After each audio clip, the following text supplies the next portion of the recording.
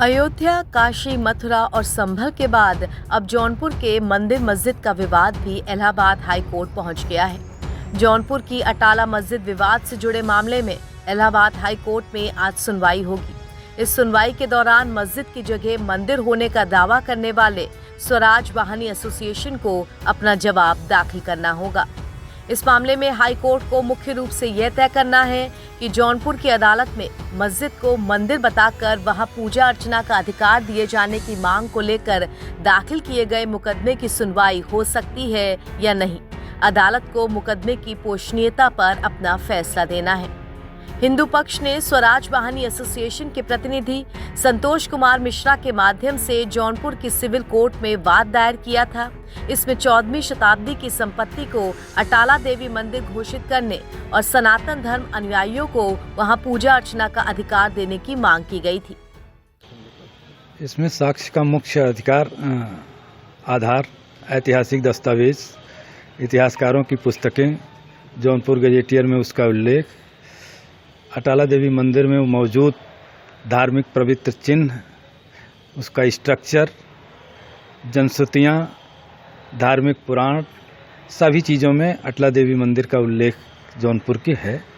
उसी के आधार पर और अपनी आस्था और विश्वास के आधार पर यह मुकदमा मुंसफ शहर की अदालत में दाखिल किया गया है। अच्छा, ये मुकदमा कब दाखिल होगा? ये मुकदमा 2023 में स्वराज वाहनी एसोसिएशन द्वारा दाखिल किया गया है।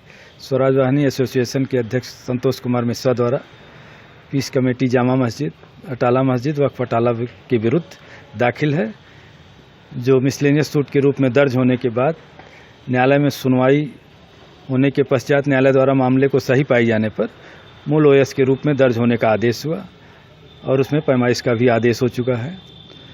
लेकिन विपक्षी द्वारा पैमाइश में बाधा पैदा किए जाने के कारण पैमाइश नहीं हो सकी है और पुलिस फोर्स की उपस्थिति में पैमाइश कराने के लिए वादी पक्ष द्वारा मेरे द्वारा प्रार्थना पत्र दिया गया है, जिस पे 10 तारीख को सुनवाई होना निश्चित है और संभवतः उस दिन पुलिस फोर्स की उपस्थिति में सर्वे और पैमाइश की कार्रवाई का आदेश हो जाएगा। इसी बीच मुस्लिम पक्ष द्वारा माननीय जिला जज की अदालत में इस आदेश को चैलेंज करते हुए रिवीजन फाइल किया गया था, जो माननीय जिला न्यायालय द्वारा निरस्त कर दिया गया है।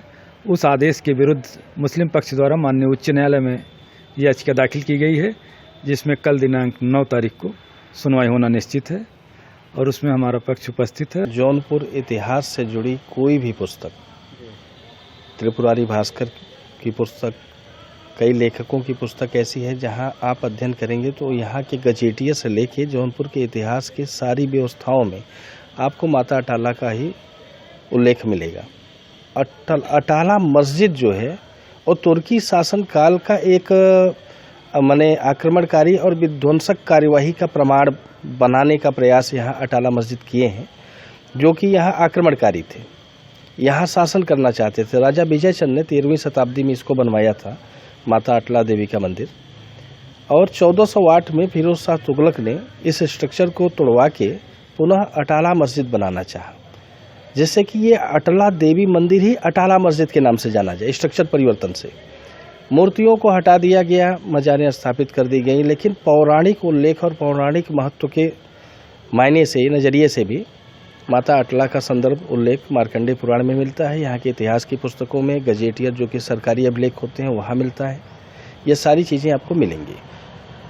अच्छा, क्या मुस्लिम पक्ष से साक्ष्य मिटाने का भी प्रयास किया गया है?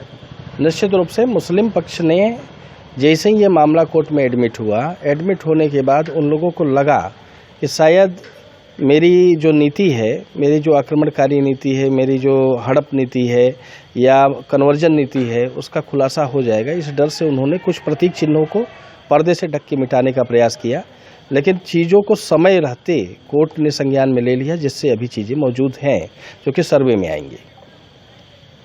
तो आप लोग गए थे हाई कोर्ट, कब इसकी सुनवाई? हमने डिबेट में सुना कि कोई कह रहा था नगर पालिका में प्रमाण नहीं, अब लेखी प्रमाण नहीं है, तो उनसे ये पूछा जाना चाहिए कि क्या 1308 में नगर पालिका था जब राजा विजयचंद थे, या 1408 में उस समय स्ट्रक्चर मौजूद था? नहीं था। तो इन्होंने सब कुछ अपने मनगढ़ंत तरीके से, सुनियोजित तरीके से सारे अभिलेखों के साथ छेड़छाड़ करके प्रमाण इकट्ठा किए हैं। इनके अभिलेख में अगर कोई प्रमाण इनको बहुत विश्वसनीयता के साथ समझ में आता है कि मैं सिद्ध कर पाऊंगा, तो सर्वे होने दें, चीज़ें सामने आ जाएंगी।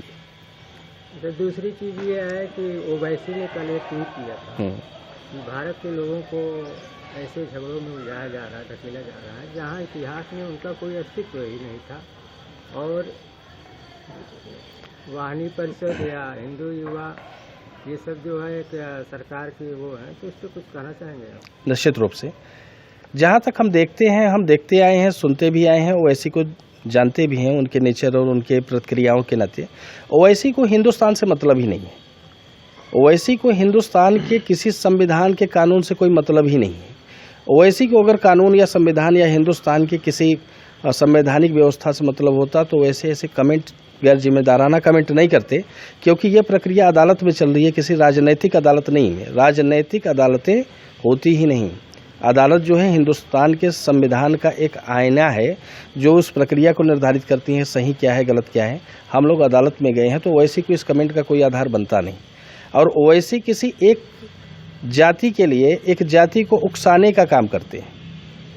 ओवैसी धर्म विशेष के लिए काम करते हैं। हिंदुस्तान का उनसे कोई मतलब नहीं। हिंदुस्तान में बहुत बड़े बड़े स्ट्रेटजी सनातनियों के साथ हुए हैं। क्या ओवैसी उस पर कभी कमेंट किए?